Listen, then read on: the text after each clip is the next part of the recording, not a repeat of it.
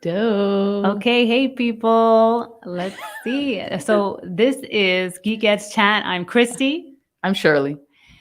and we're here with the lovely director Charysse Tia Harper. Thank you for joining us. Hey, what's up, Shirley, Yay. Christy? Hey, everyone out there. Thank you so much for listening. I'm so excited to be here on the podcast. Look at their set.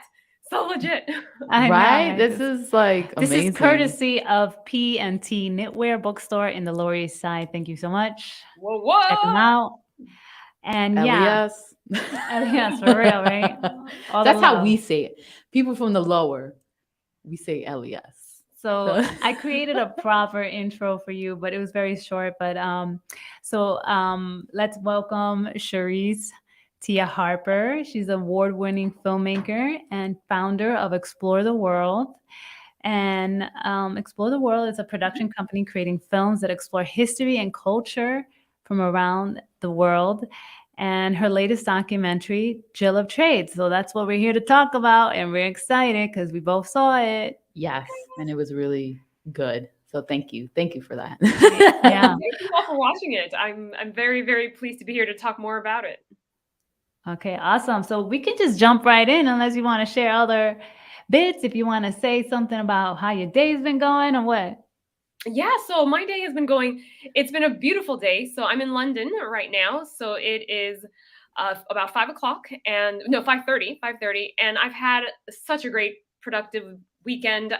Because I knew I was going to do this podcast with you two, I decided to have a me weekend. So I did some cleaning. I did a walk in the countryside. I'm working on some film stuff. I had mentioned that I'm trying to update my social media handles, pages. So it's been a very productive day already, and I'm very for yeah. And then this is a nice way to start the evening.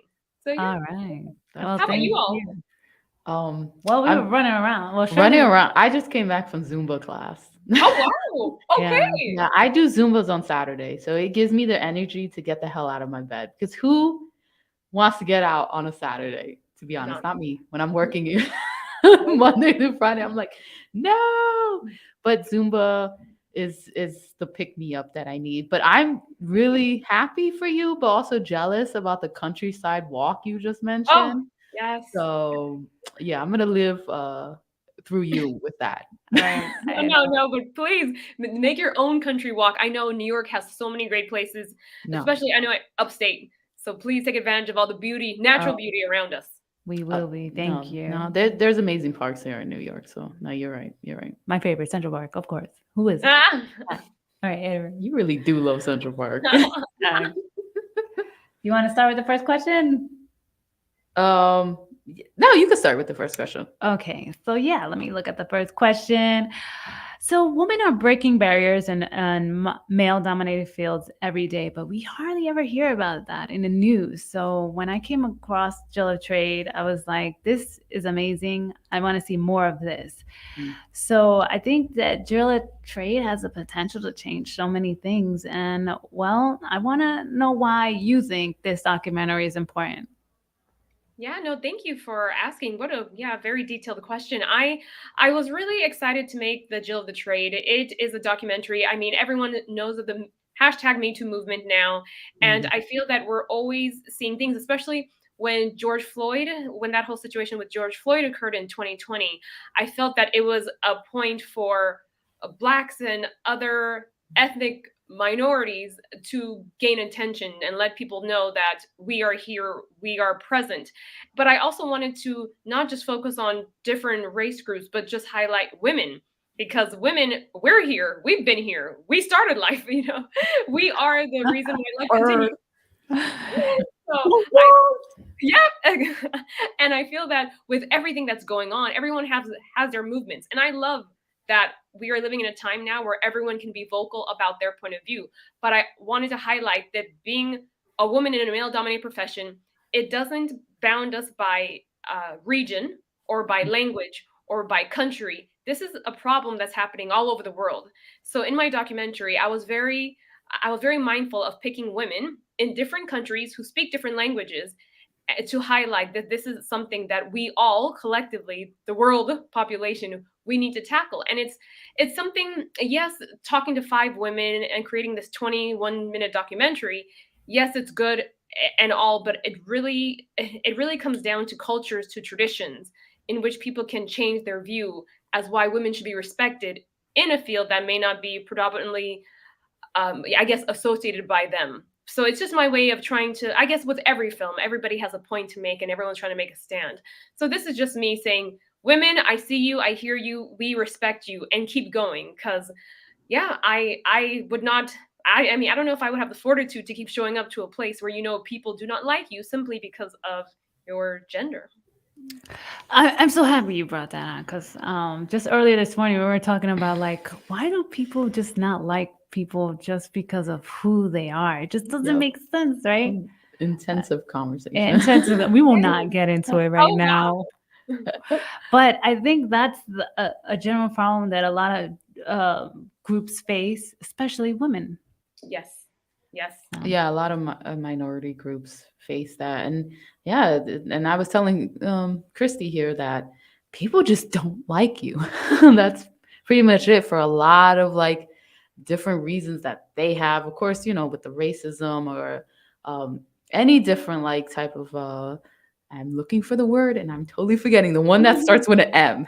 And I'm like totally, yeah. When the hatred against women and all that stuff. Misogyny. Yes, Misogyny? thank you. Misogyny. That is the Oh. word. Yes, thank you, thank you. So they did just find something to pick at to hate you, like Yep. It's true. It's true. you You know. know, because if everyone Of looks course. the same in terms of the race, okay, then they can't hate you because of your race. Then they got to hate you for your gender, and then your religion, and then your hair color. It's Mhm. Yeah, you're right. There's always a reason why people need to hate, and it's like, come on, people, why can't we get past this? This has been going on for centuries. Why can't we move past this? Word. No, you're right.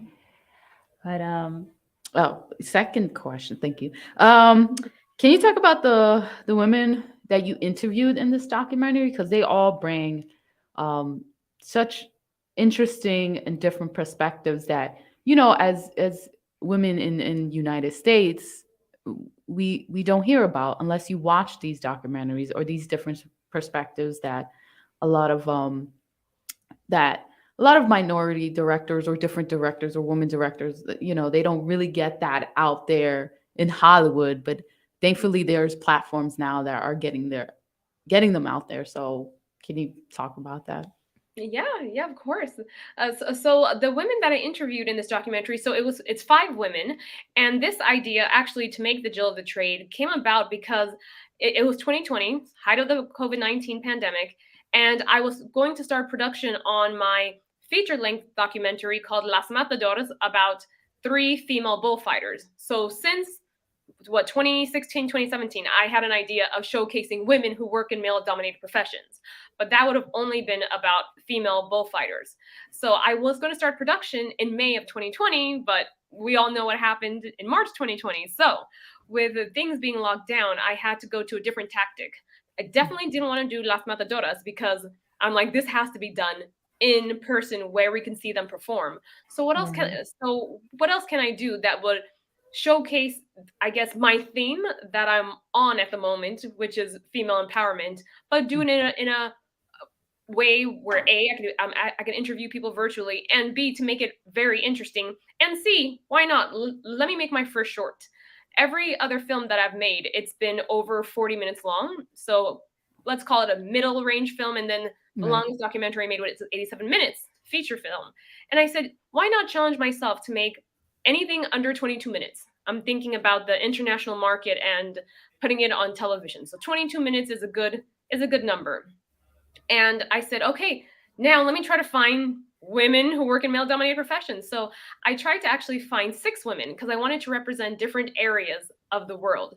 So you have your Americas, you have your Asia, Africa, Pacific Island, and Europe. So I wanted to try to get a mix of everybody. I was able to actually secure 6 women. The 6th woman, who is not in the film because the film now is only 5 women, the 6th woman is from Kiribati, which is in the Pacific Island, close to Vanuatu, Samoa.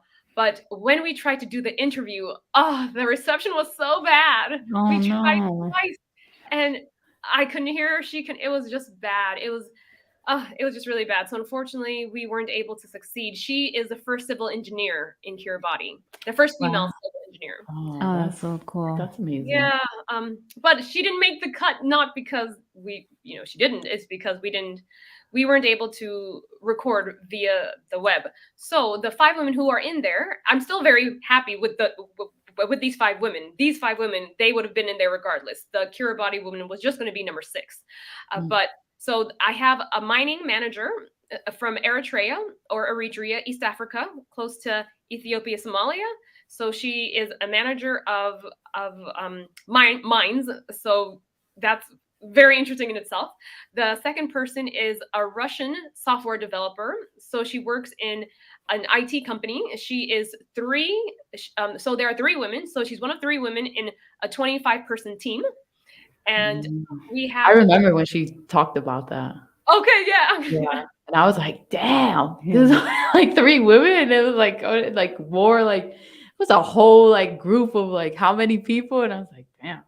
I know, right? How Not a intimidating. lot. It's not a lot. And sadly, that's what happens. You know? Yep. Especially in her field. In the documentary, she talks about being catcalled. And in Russia, the mentality is very much like, okay, this is the norm. This is a way of a man showing appreciation. They don't understand that this is not acceptable. But again, it's this cultural, traditional aspect that we need to change to get women to get people to respect women. Right. And then other women are the first female Latin American priest. She's from Colombia, Olga Lucia. She is the oldest interviewee. She's 80 years old. And then I have a plumber from the United States. She's based out of Berkeley, California. And the last person is one of the few female mayors in Afghanistan. At the time, she was working in a smaller city, so nothing big like Kabul, but a smaller city. And the Taliban, because even though I don't know if you want to call them the allied forces, I don't know if that's the word they're using, the US and their buddies, even though they overthrew the Taliban, you must have heard that last year Biden withdrew the troops and the Taliban has now taken over. So that caused a lot of problems for Zarifa, the mayor. And actually, Zarifa just released her book. She wrote a book last week, and she has a Netflix documentary coming out on Wednesday. Wow, that's amazing. Oh, Yep. wow. It's called In Her Hands. They followed her and her life and her quest, because obviously she's an activist, for a year and a half, and it's in a 90-minute Netflix special. So that's amazing. Congratulations to her, man. I mean, the stories of these women in this documentary definitely highlight how women have so much courage to be the first, right? Yes. To get out there, to be in this environment where they're not wanted.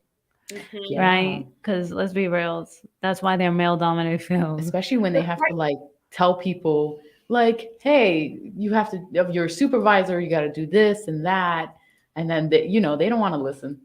Exactly. They don't want to do it. So I can't imagine like and just getting over like that hurdle, hurdle exactly all the time, right? Like because who knows? Hopefully they do like respect them in the sense of like, I don't know, I'm not living, of course, right. but we don't know how these women are treated. Yeah, we don't really. But no. Before I continue, I wanted to shout out to Blacktastic, who's watching now, and thank you for the lovely message. Yes, this conversation is definitely needed. Mm-hmm. And thank you, Charysse, again, for being here to do that. Directing it. Yeah. And bringing it out there, the stories. So I was amazed too with Olga Lucia Alvarez Benjamin. Am I saying her last name right? Benjumea. Benjumea. I knew I was saying it wrong. Sorry. Only because, the church, patriarchy all the way. You know what I'm saying? And, for many years, I'm like, when is a nun gonna do a mask? When is, And so when your documentary came out and I saw a female priest in the Catholic Church, I'm like, wow, this is awesome. I need to see this. What's this about?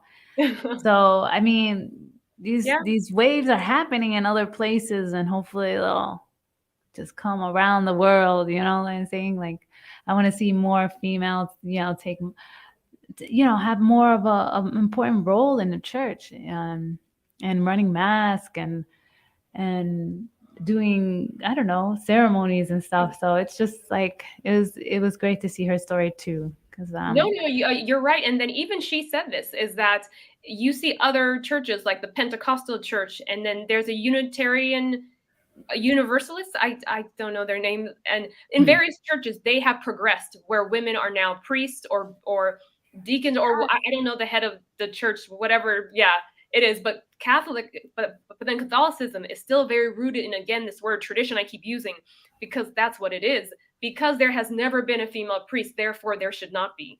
And even Olga Lucia, a woman of the cloth, she even says that in certain, as you know, because I'm you all, did you all grow up Catholic or go to a Catholic school or anything? yeah. Okay. Yeah, we grew up. So did I. And as you know, it's very male dominated. And in hosting a mass, you have many participants, from the priest, the deacon, the this and the that. And Olga Lucia said, even at her age and in her in her hometown, some priests do not want to work with her.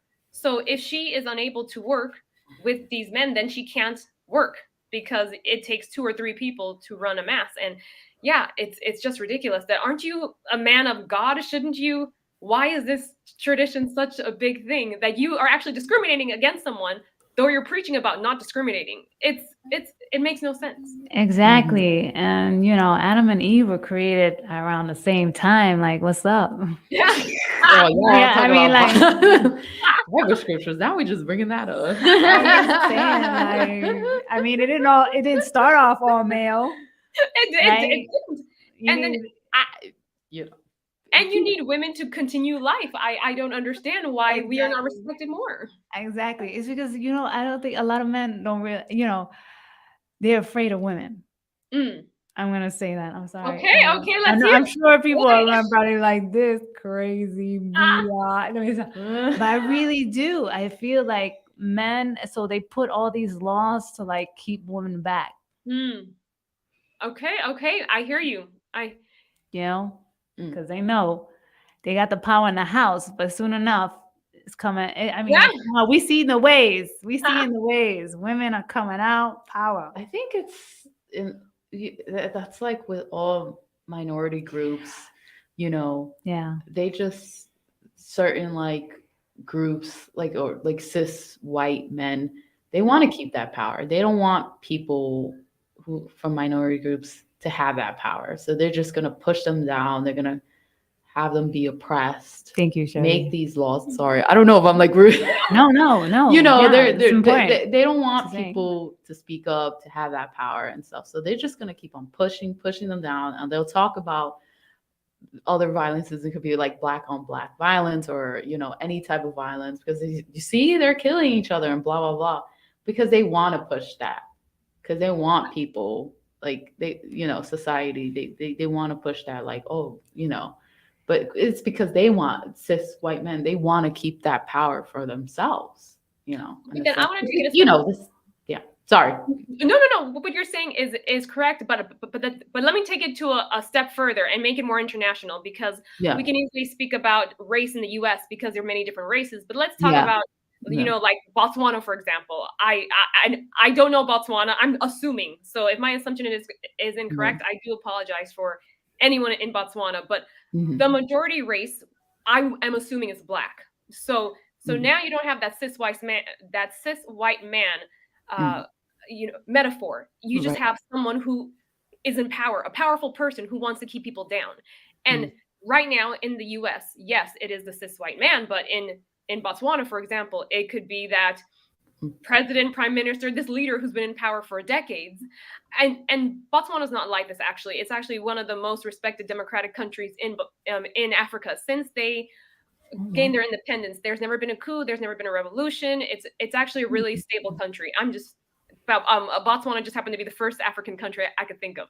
Right. But so I think it's the problem where people who have power, it's always that fight between the have and have-nots. The haves will want to keep it. The have-nots, they want to get it. and you always try to have that battle.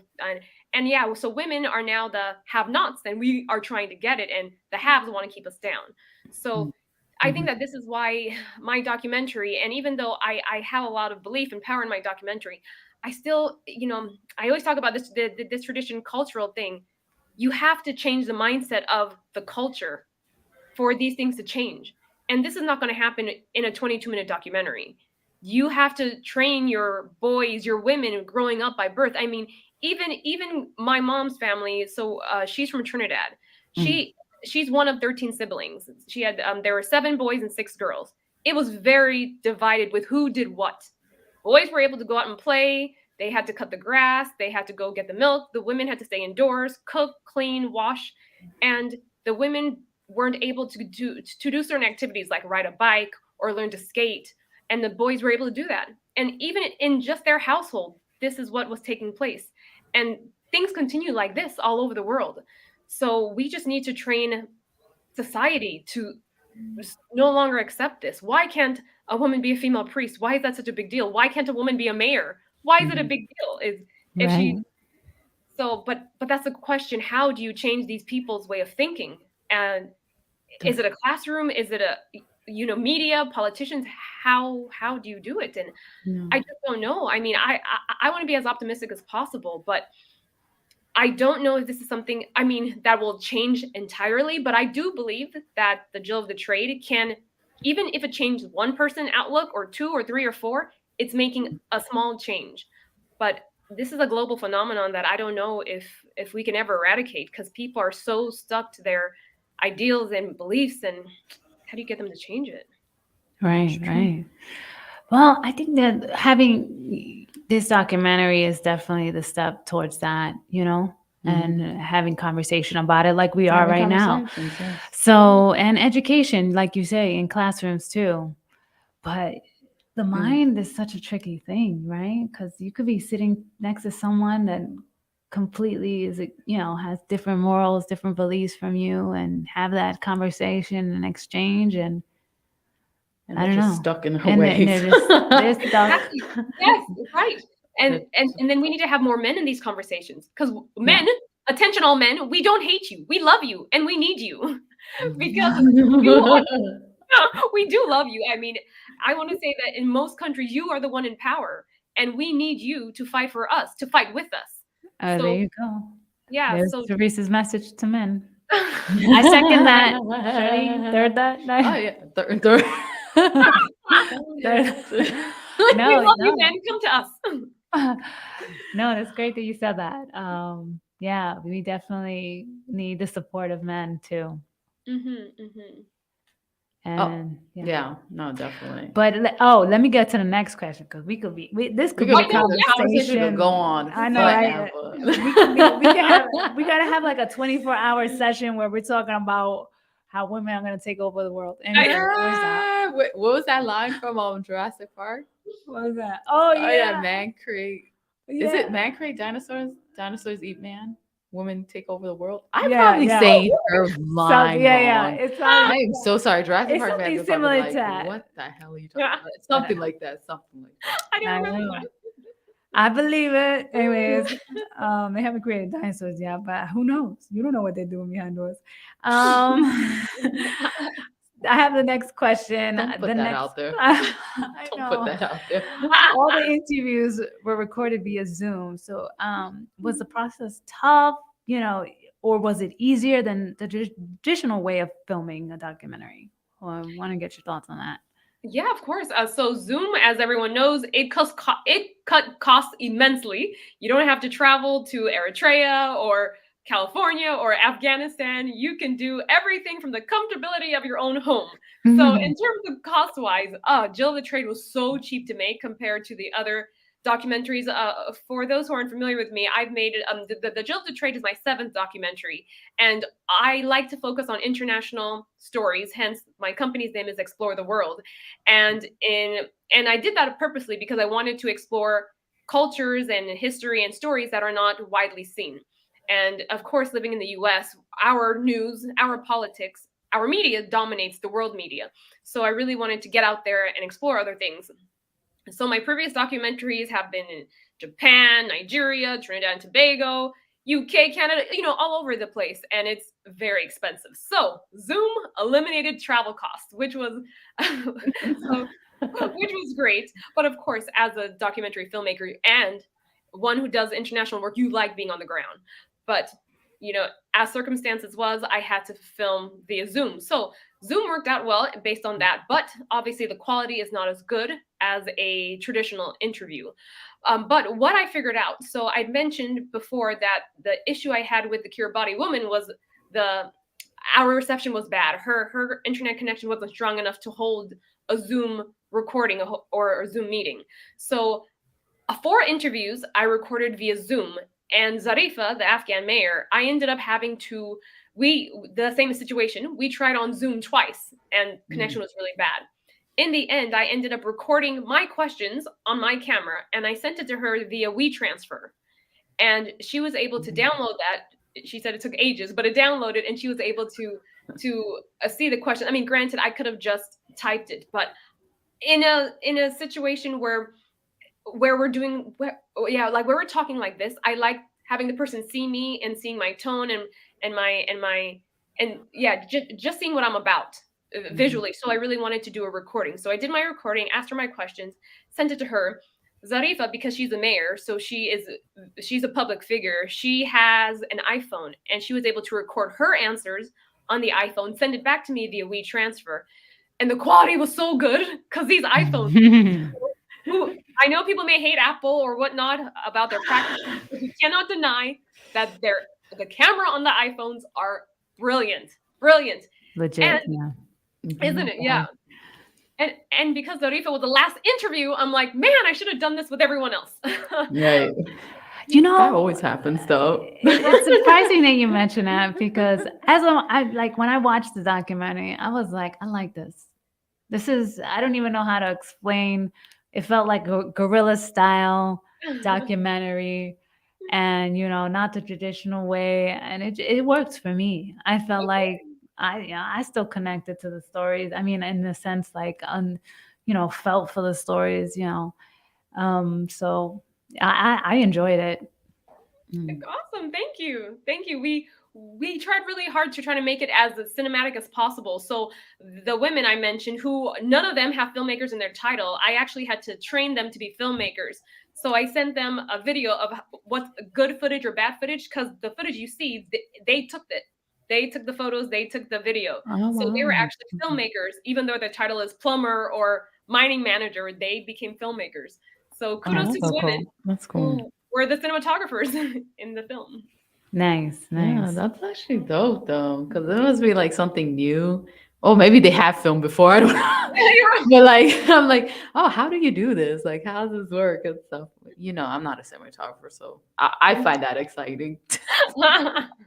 Maybe they did too. I hope they did. Like some of them, Yeah. especially Anna, the Russian IT software developer, she was someone else with an iPhone, and she was like, okay, is this the right angle? Should I do it like this? Should I have more light, less light? Oh, look at that. She That's knew what true. questions Yeah, to she ask. was like, All "Oh, that. what All the-" right. I know. I was like, she's gonna take my job. She's like, I'm gonna be the director. Okay. For real. Just a little bit. I'm gonna do the Jill the Trade Part 2. Yeah. Well, The bring her on sequel. board. I can't wait The for Jilla sequel. Trader too. I'm waiting for it.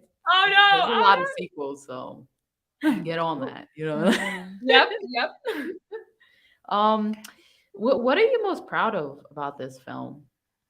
I am most proud of that we got it done. I mean, when the pandemic hit, as you Word. can imagine, everybody had, especially creatives, we had all these ideas of films we wanted to do, or what's it called, studio. Like if you're a painter or a sculptor, you had all these viewings you wanted to have, and if you're an open mic performer, you had all these things you were planning on doing, and then the pandemic hit. So being able to make this film. And I want to say that I worked with an international crew, so it was really in the theme of the pandemic, where the editors from Minnesota, the colorists in Paris, and I had people from all over, executive producer in Los Angeles. So we just worked together. So it was so inspiring that we weren't in the same room together, but we were able to get this film done. And yeah, done, as I mentioned, virtually. Not once did I ever see Steven, the editor, or Danny in LA.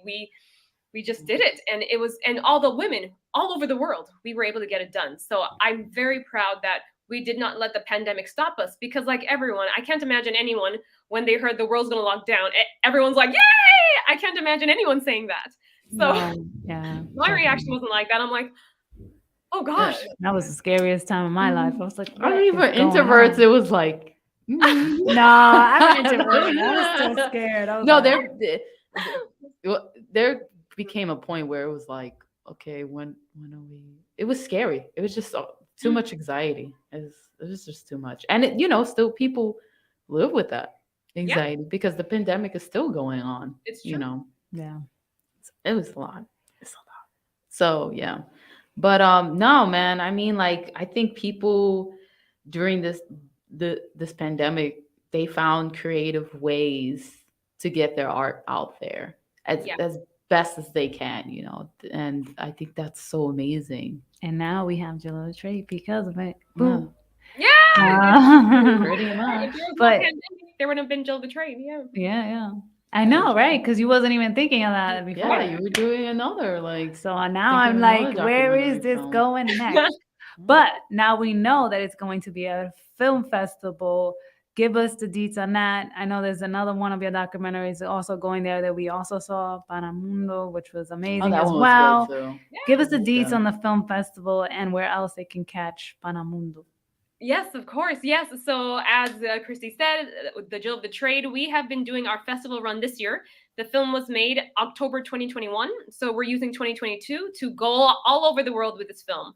So so I guess the last 3 film festivals, we went to New York, we were in Barcelona, and now we're in Florida. So it's called I Will Tell International Film Festival. It's a festival actually based in London, but this is the first year that they're actually going international. So hence they now have an international name, and they're going to be in Florida. So it starts on the 27th of October, which is a Thursday, and it runs until the 3rd of November. You can catch the Jill of the Trade online because the film festival is in person and online. The Jill of the Trade will be showing online. So throughout that entire time, check it out online. And a previous film that I did, Christy also mentioned, Panamundo, which is a documentary, actually a 2-part documentary that shows the history of the steel pan. The full title is Panamundo Part 1, The Evolution of the Steel Pan. So if you're not familiar with the instrument, it was created in Trinidad and Tobago. My ethnic background is Trinidad and Tobago, and we had the opportunity to talk to the pioneers. So these men, or is who we focused on in the 1940s, really creating the instrument. And we show, so this instrument is not just an instrument. So it's also called the steel drum, and it I don't know if you've seen it in New York. It's quite popular. It's like ding ding ding ding sound. Yeah, it's amazing. You all talked about the Little Mermaid, and in the original Little Mermaid, Sebastian, in that song, Under the Sea. Yeah, I remember. Yeah, exactly. Wait, is that the? Damn. You got the tune. You getting the tune there. Oh yeah, good stuff, Shirley. That is the steel pan there. So that's when so it received international attention before, but if I tell someone the Little Mermaid Under the Sea, you hear the steel pan there. So it's not just an instrument, but it created so much more for the people of Trinidad and Tobago because it was created around the time where the independence talk was becoming higher and higher, and just breaking away, getting more independence from England, who was the colonizer. So that's going to be also part of I Will Tell International Film Festival. That will be showing in person as well as online. The in-person dates have not been listed, but it should be on very, very soon. Okay, great. And I'll just give the website, which is iwilltell.com. So go there, find out when the screenings are, support this film, and support both of Charysse's films. They're amazing. Yeah. And what's next for Jill of the Trade? Yes. So what's next? There's something coming. Come on. I know. So as we transition out of our film festival run in 2022, we want to try to get distribution, ideally international distribution, because that was my original thought when making this film in 22 minutes.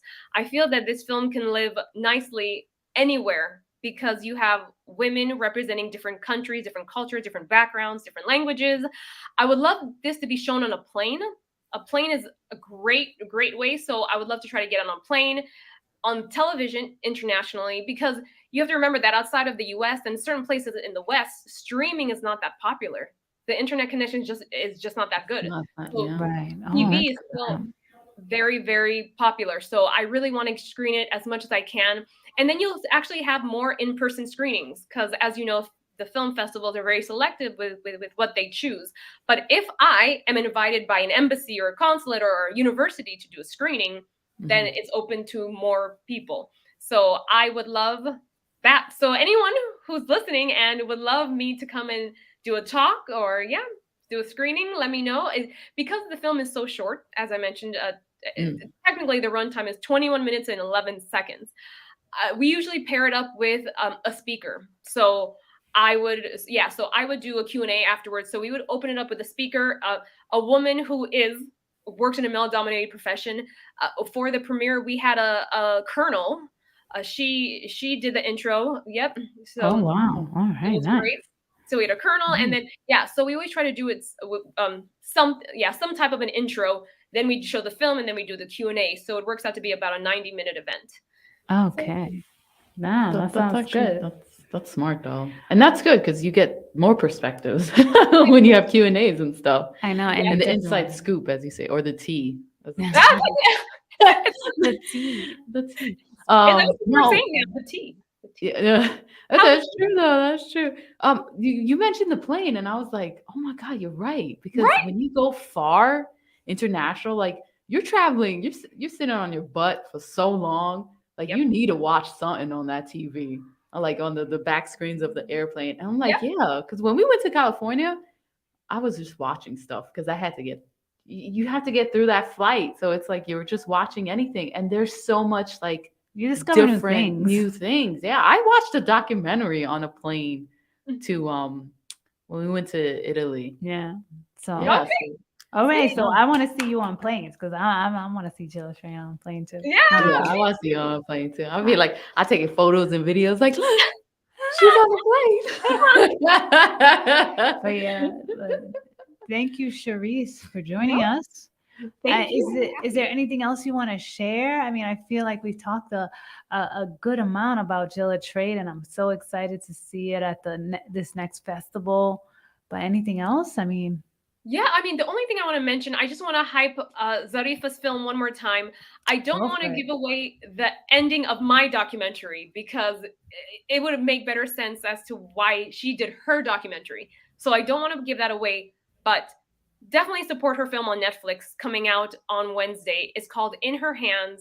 And Zareefa has such a powerful story to tell. I mean, the Taliban, they were relentless in trying to get her to stop being a mayor. She's been in the hospital multiple times, being burned, being shot at. It's just a harrowing story. And she's so young. I mean, I think she's only 28 years old.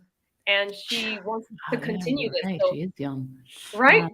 She's So amazing. I forgot. She's amazing. Well, maybe we can have her on Geek Ass Chat. Who knows? That would be, she would love that. Yes. So In Her Hands, it comes out next Wednesday. And then don't forget, I will tell International Film Festival to check out the Jill of the Trade between October 27th and November 3rd. Okay. All right. Thank you. Thank you for joining us. Thank you for coming on to our podcast. I know, it's so cool. I'm so jealous of your set. I love it. I know, right? This is our set. Yeah. But it's actually in our apartment. Right. Right. Yeah. Your balls like that. Yeah. Everything. Ballers. We got that dough. In our imagination. Yeah, it's happening. In our imagination. But thank you for joining us. And I also want to say that if you are not currently subscribed or following us, please subscribe to our channel because we're going to be bringing you more interviews with indie directors and also reviews of different types of films. We just watch it all. And TV as well. Anything we watch, and that's giving us happiness. Yeah, like so yeah, Geek Ass Chat podcast is on Apple. Yeah, if you like podcasts, you can either check it here or on Apple. So thank you for joining us. Thank you, Charysse, again. Yes, thank This you, was so much Charysse. fun. And then can I give you all one more shout out to anyone listening? Shirley and Christy, they are the real deal.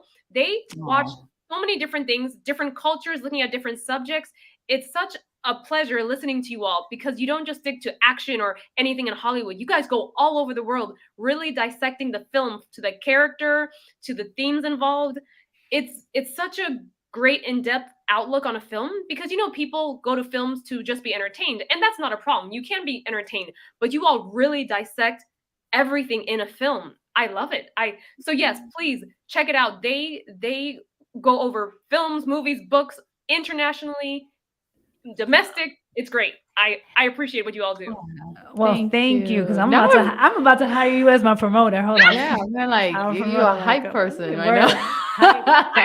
You're a hype We person. feeling Now it. I really want to go to London. We gotta see you, Charysse. Podcast here.